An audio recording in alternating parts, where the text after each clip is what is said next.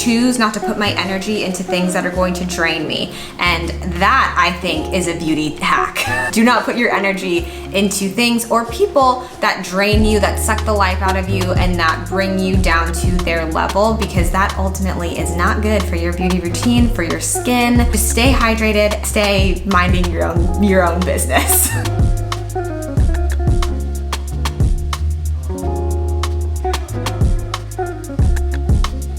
Hello everyone, welcome back to the channel. I hope you guys are well and that you are having a fabulous end of your summer season. I know I have been really savoring the last month and a half that we have of summer, and I hope you've been doing the same. I have not talked about like beauty or makeup really a lot on this channel at all, but every now and again I will feel inspired to create a video on beauty and beauty hacks and tips and things of that nature. The most recent one that I did was a few months ago where I talked about my glow up. I put that in parentheses because I don't think I really had a glow up. I think I just like aged. I want to talk about some of the beauty secrets that have truly transformed my life and that have really helped me enhance my natural beauty. Which, if you've been around this channel for a while, you know that is always the goal. The goal is not to mask our beauty, but to enhance our natural beauty. And a lot of these things have helped me quite a bit over the last few years. So without further ado, here are my 10 beauty secrets that will transform your beautification life. Also, I want to say none of this is medical advice. Disclaimer, I'm not a doctor. These are just things that I researched or looked up and that worked for me. The first thing is Hydrate zinc soap. If you are a bumpy skin girly, as I tend to be, this may end up being your holy grail. Right before the wedding, so this was like perfect timing. Right before the wedding, I broke out in this huge bumpy rash all along my chest. It was awful. It was so bad. It like kind of started slowly happening right before the wedding, and then it just kind of erupted after, and I had no clue what was going on. I thought it was an allergic reaction. I was like, what is this? Like I thought it was stress. Come to find out, I had something called folliculitis, which is like a yeast overgrowth, which happens when there's like too much heat trapped in the skin. So naturally, the spa day that my husband and I had a few days before our wedding, where we sat in a cedar enzyme bath for an hour before the wedding, caused me to have this weird yeast outbreak on my skin, on my chest, my arms, and my back. And I was fighting for my life, trying to figure out what happened, what it was, how to fix it, etc. Of course, naturally, I went to all of the dermatologists and they're like, it's eczema, it's eczema. And I was like, you don't understand. I don't have eczema. Like, you don't get it. This is not something that I deal with. And they were like, yeah, well, like it can pop up at any stage of your life, whatever. They put me on all these crazy things, steroid creams, nothing that worked. So I did my own research, and this is why I always talk about advocating for yourself and advocating for your bodies, because I did my own research. I looked up, my symptoms. Google Lens is one of the best things that Google has ever given us. I took a picture of my own chest, uploaded it to Google Lens, and wouldn't you know, something called folliculitis came up. Now, all the doctors told me that it wasn't that, but it was. And so the best way to fight yeast overgrowths is with dandruff shampoos or certain kinds of soap. So I tried the dandruff shampoo and it wasn't strong enough, it wasn't really working. But what did work, honey, was this thing called zinc pyrithione soap. You can get it on Amazon, that's where I got it. When I tell you it cleared up the bumps in a week, I'm not exaggerating. So if you are a bumpy skin girly and you're just like, why is this happening to me? What's going on? This might be something to consider trying. That zinc soap changed my life. It changed my life. It got rid of all the bumps. It was phenomenal. I did it in conjunction with Korean spa mitts, which somehow have vanished. Like I'm so mad that I'm gonna have to buy new ones because I don't know where these went. I used that with the zinc soap and it was intense. I will say the first day it was pretty intense, but it cleared it right on up and I'm a happy camper. So that's my first little beauty tip hack. I had never heard of zinc soap before, pyrithione zinc soap. I didn't even know that existed. And it really, sincerely healed and got rid of all of the excessive bumping that I was having on my body. Another beauty secret is grapeseed oil for hair growth. So I once read about grapeseed oil for hair growth, but what you really hear about more often is like rosemary for hair growth. I think peppermint oil is another one, and all of those are probably great and fabulous as well. Last year, like last fall, winter, a couple of you had started commenting like, are you growing your hair out? And these are extensions, you guys, so you know, this is not my hair length. Let me see if I can find my actual hair length. Here's my actual hair length, okay? We're being honest with each other right now. But a few of you had asked if I was growing my hair out, and I was at the time. And what I was doing was massaging my scalp with grapeseed oil like every other night, and then washing it out or doing a co-wash the next morning. And it just made my hair grow so quickly. I had a really bad experience getting passion twists back in 2020 and then getting them taken out, and like my hair, like a lot of my hair fell out and it ended up being really, really short. We've talked about it. We don't have to go back there. Since then, I was kind of like, oh, it'll just grow back, but it hadn't just like grown back on its own until I started implementing like actual hair growth tips and tricks. And one of the things that I learned about was grapeseed oil. The best way to use oils for your beauty and for your hair in particular is not to just pour it on your hair and then just like exist. The best way to do it is to is to warm it up like in the palms of your hands, massage it into your scalp for a good little while, leave it in overnight, and then wash it out in the morning. The goal isn't just to have like an oily head.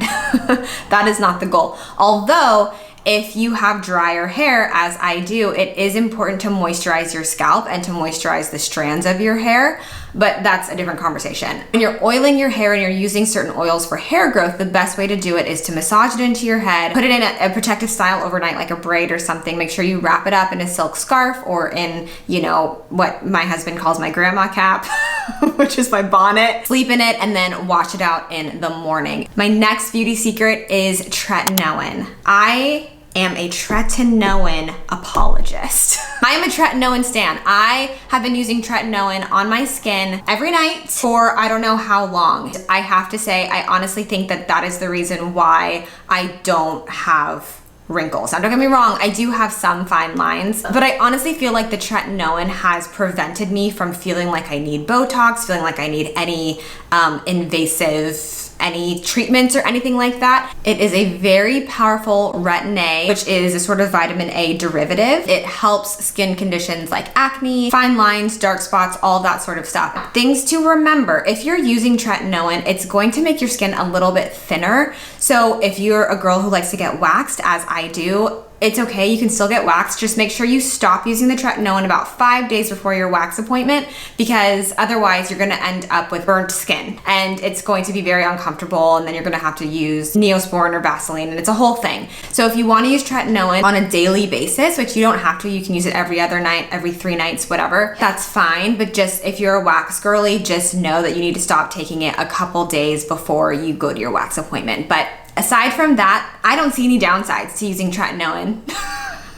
All it's done is make me glow. Another beauty secret that has transformed my life is living a low stress lifestyle. I'm surprised when people talk about beauty, they don't talk about stress and the impact that stress can have on your body, on your skin, on your beauty routine, on all of it. So I try my best to live a low stress lifestyle. Of course, like all of us experience stress in different ways, in different capacities. You can't always avoid stress, like that's just kind of a part of life. But I think if we can find ways to manage our stress, that is what's really going to help us be able to manage our beauty and our skincare and all of that a lot better as well. So it's not about avoiding stress, you kind of can't, but finding ways to manage it. I love to meditate, I love to journal, I love to garden, I like to go for walks in the woods. Like all of those different things are ways that help me manage my stress. And in doing that and creating a healthy lifestyle for myself, that in turn helps with my beauty routine as well. My best to stay hydrated and out of drama.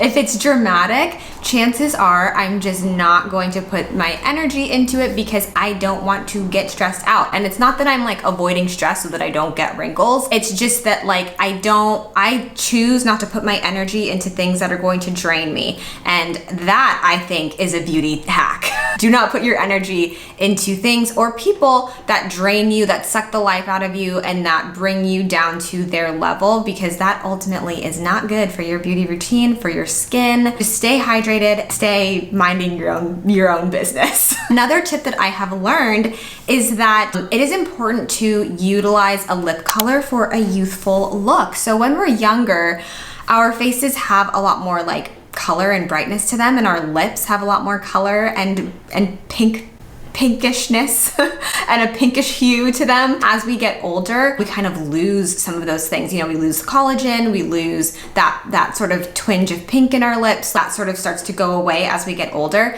So by utilizing a lip color, I like to use one that matches my natural lip color. I've said this forever.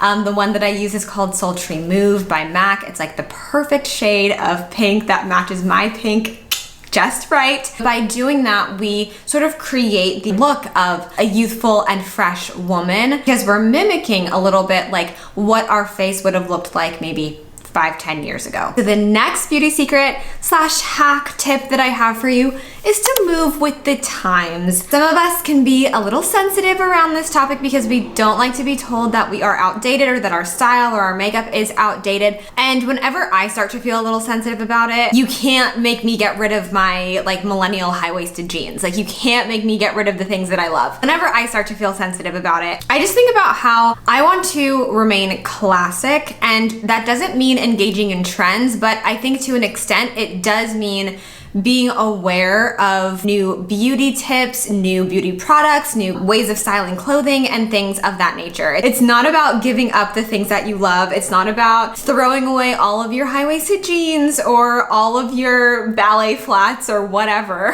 that were really popular when we were youngins. It's about finding new ways to incorporate those things into your wardrobe and into your style in a way that is modern and that is fresh. Something that I notice, women who are particularly attractive or who just seem particularly beautiful, a lot of times those are the women who have kind of kept up to date with what are the latest tips and the latest styling hacks, ways of styling and ways of doing your makeup that the younger generations are teaching us about and are teaching them about. For example, when I first started my channel, I was very much entrenched in the 2016, you know, kind of sometimes over the top makeup trends. I didn't really know how to do it, but one thing that I always did was wear fake eyelashes.